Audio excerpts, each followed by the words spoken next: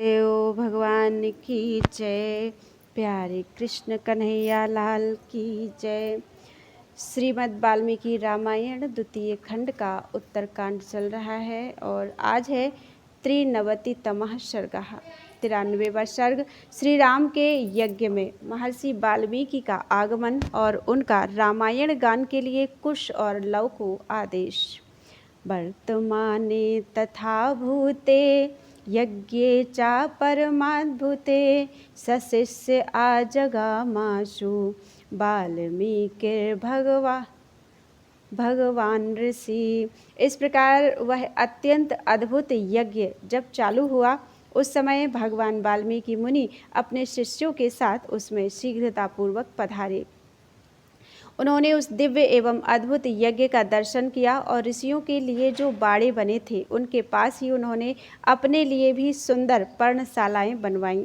वाल्मीकि जी के सुंदर बाड़े के समीप अन्न आदि से भरे पूरे बहुत से छकड़े खड़े कर दिए गए थे। साथ ही अच्छे अच्छे फल और मूल भी रख दिए गए थे। राजा श्री राम तथा बहुसंख्यक महात्मा मुनियों द्वारा भली भांति पूजित एवं सम्मानित होकर महातेजस्वी आत्मज्ञानी वाल्मीकि मुनि ने बड़े सुख से वहाँ निवास किया। उन्होंने अपने हृष्ट पुष्ट 2 शिष्यों से कहा, तुम दोनों भाई एकाग्र चित्त हो, सब ओर घूम फिरकर बड़े आनंद के साथ संपूर्ण रामायण काव्य का गान करो।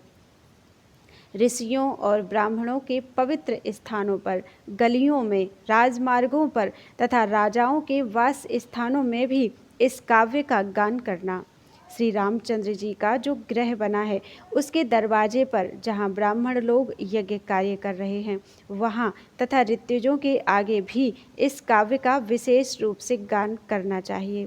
यहाँ पर्वत के शिखरों पर नाना प्रकार के स्वादिष्ट एवं मीठे फल लगे हैं। भूख लगने पर उनका स्वाद ले लेकर इस काव्य का गान करते रहना।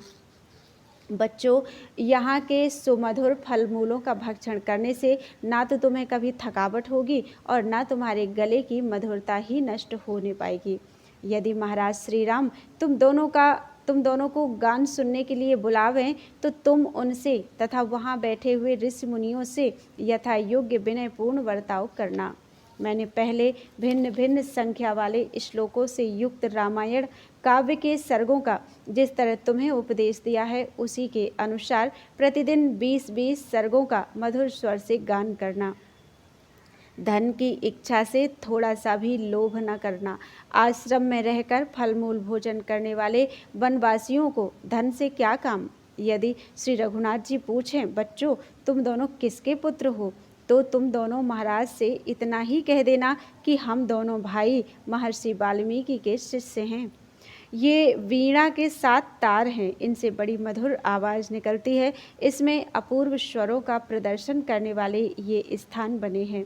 इनके स्वरों को झंकृत करके मिलाकर सुमधुर स्वर में तुम दोनों भाई काव्य का गान करो और सर्वथा निश्चिंत रहो। आरंभ से ही इस काव्य का गान करना चाहिए। तुम लोग ऐसा कोई बर्ताव न करना जिससे राजा का अपमान हो, क्योंकि राजा धर्म की दृष्टि से संपूर्ण प्राणियों का पिता होता है। अतएव तुम दोनों भाई प्रसन्न और एकाग्र चित्त होकर कल सवेरे से ही वीणा के लय पर मधुर स्वर से रामायण गान आरंभ कर दो। इस तरह बहुत कुछ आदेश देकर वरुण के पुत्र परम उदार महामुनि वाल्मीकि चुप हो गए। मुनि के इस प्रकार आदेश देने पर मिथिलेश कुमारी सीता के वे दोनों शत्रु दमन पुत्र बहुत अच्छा, हम ऐसा ही करेंगे, यह कहकर वहाँ से चल दिए। शुक्राचार्य की बनाई हुई नीति संहिता को धारण करने वाले अश्विनी कुमारों की भांति ऋषि की कही हुई उस अद्भुत वाणी को हृदय में धारण करके वे दोनों कुमार मन ही मन उत्कंठित होकर वहाँ रात भर सुख से रहे। इत्यार्षे श्रीमद् रामायणे वाल्मीकि आदि काव्ये उत्तरकांडे त्रिनवतितमः सर्गः। इस प्रकार श्री वाल्मीकि निर्मित आज रामायण आदि काव्य के उत्तरकांड में 93वां सर्ग पूरा हुआ। चतुर्नवतितमः सर्गः। लवकुश द्वारा रामायण काव्य का गान तथा श्री राम का उसे भरी सभा में सुनना। रात बीतने पर जब सवेरा हुआ तब स्नान संध्या के पश्चात समिधा होम का कार्य पूरा करके वे दोनों भाई ऋषि के बताए अनुसार वहाँ संपूर्ण रामायण का गान करने लगे। श्री रघुनाथ जी ने भी वह गान सुना जो पूर्ववर्ती आचार्यों के बताए हुए नियमों के अनुकूल था। संगीत की विशेषताओं से युक्त स्वरों के अलापने की अपूर्व शैली थी। बहुसंख्यक प्रमाणों, ध्वनि परिच्छेद के साधनभूत, द्रुत, मध्य और विलंबित इन तीनों की आवृत्तियों तथा सप्तविध स्वरों की भेद की सिद्धि के लिए बने हुए स्थानों से बंधा और वीणा की लय से मिलता हुआ उन दोनों बालकों का वह मधुर गान सुनकर श्री रामचंद्र जी को बड़ा कौतूहल हुआ। तदनंतर पुरुष सिंह राजा श्री राम ने कर्मानुष्ठान से अवकाश मिलने पर बड़े बड़े मुनियों, राजाओं, वेदवेत्ता पंडितों, पौराणिकों, वैयाकरणों, बड़े बूढ़े ब्राह्मणों, स्वरों और लक्षणों के ज्ञाताओं, गीत सुनने के लिए उत्सुक द्विजों, सामुद्रिक लक्षणों तथा संगीत विद्या के जानकारों, विशेषतः निगमागम के विद्वानों अथवा पूर्ववासियों, भिन्न भिन्न छंदों के चरणों, उनके गुरु, लघु अक्षरों तथा उनके संबंधों का ज्ञान रखने वाले पंडितों, वैदिक छंदों के परिनिष्ठित विद्वानों, स्वरों की ह्रस्व दीर्घ आदि मात्राओं के विशेषज्ञों, ज्योतिष विद्या के पारंगत पंडितों, कर्मकांडियों, कार्यकुशल पुरुषों, विभिन्न भाषाओं और चेष्टा तथा संकेतों को समझने वाले पुरुषों एवं सारे महाजनों को बुलवाया।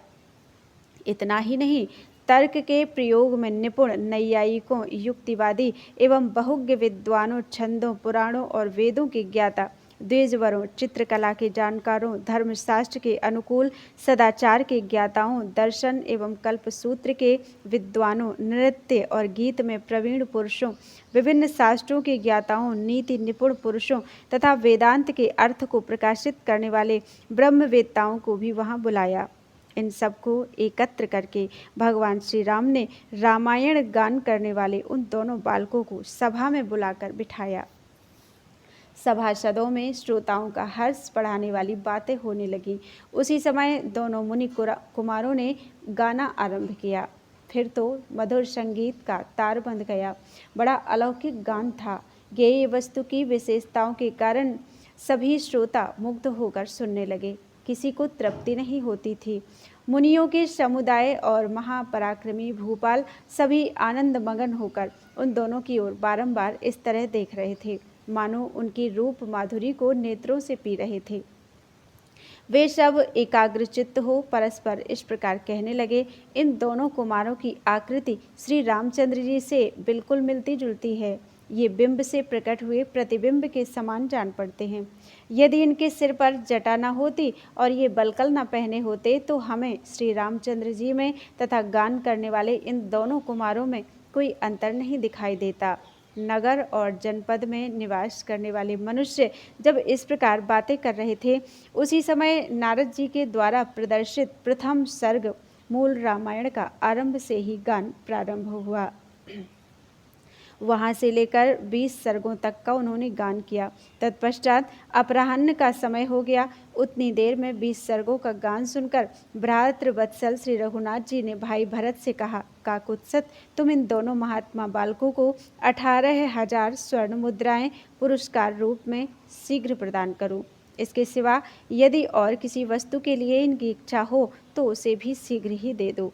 आज्ञा पाकर भरत शीघ्र ही उन दोनों बालकों को अलग अलग स्वर्ण मुद्राएं देने लगे, किंतु उस दिए जाते हुए सुवर्ण को कुश और लव ने ग्रहण नहीं किया।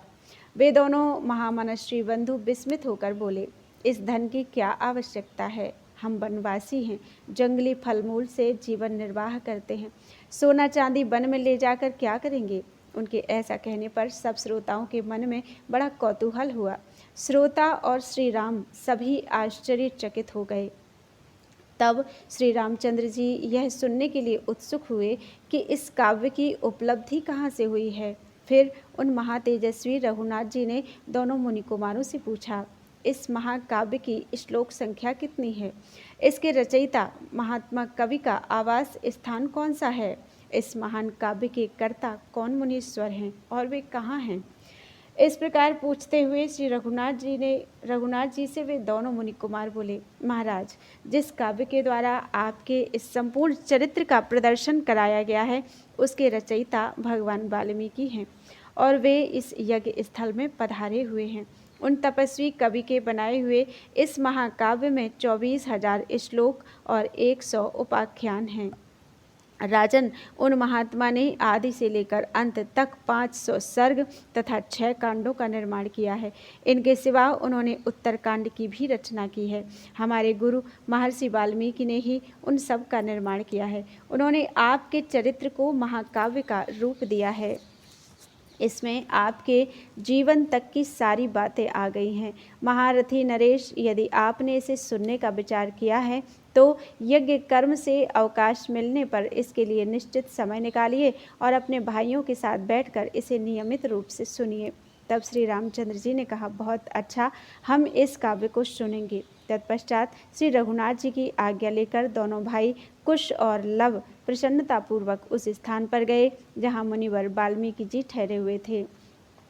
श्री रामचंद्र जी भी महात्मा मुनियों और राजाओं के साथ उस मधुर संगीत को सुनकर कर्मशाला यज्ञ मंडप में चले गए। इस प्रकार प्रथम दिन कतिपय सर्गों से युक्त सुंदर स्वर एवं मधुर शब्दों से पूर्ण, ताल और लय से संपन्न तथा वीणा के लय की व्यंजना से युक्त वह काव्यगान जिसे कुश और लव ने गाया था, श्री राम ने सुना था।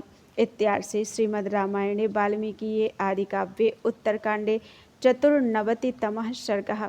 इस प्रकार श्री वाल्मीकि निर्मित आर्ष रामायण आदि काव्य के उत्तरकांड में 94वां सर्ग पूरा हुआ। बोलो वृंदावन बिहारी लाल की जय। त्वदीयं वस्तु गोविंदम तुभ्यमेव समर्पितम्।